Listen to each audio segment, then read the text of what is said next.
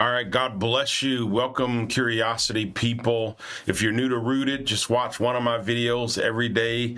Read the corresponding chapter in the Bible, and by the end of the year, you will have read the entire New Testament. Go to ebcfaith.com for all of the videos and just click on Rooted. Listen, today we're going over Luke chapter 13. There's two really huge themes that I want to dive into and talk to you about. One of the first happens in the opening lines, and I'll read this to you. I know you're going to read it yourself.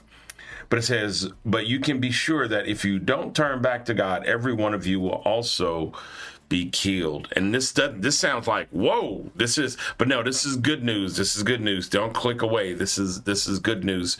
This is what he's saying. He's saying that your current situation does not equal righteousness or sinfulness. So Luke 13 opens up with this. He says, listen, do you think the people who died when these towers crashed, the towers in Siloam fell, it was kind of our version of like September 11th with the Twin Towers. He said, do you think those people were more sinful than anybody else? He said, no.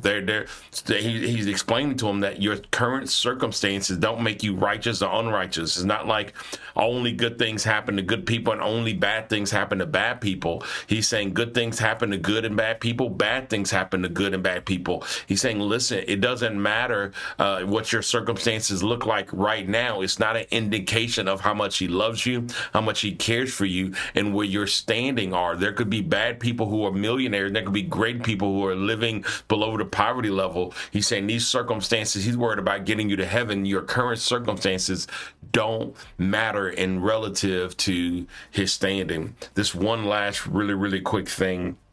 He says this, and I'm being mindful of my time. I'm looking at the clock over here. I want to keep all of these videos under 3 minutes. But real quick, he says this in 13 verse 20. He says, what can I compare God's kingdom with? It is like what happens when a woman mixes yeast into 3 batches of flour. Finally, all the dough rises. I really love that. He says the kingdom of God is like a woman who is baking something and adds the yeast. He's saying all of the dough rises. What is he saying? He's saying when you give your life to him, you will rise. You are on the rise. The closer you get to him, the closer you get to his presence, you are on the rise. And listen, I love you. God bless you. Enjoy Luke chapter 13. And if you're new, welcome to Rooted.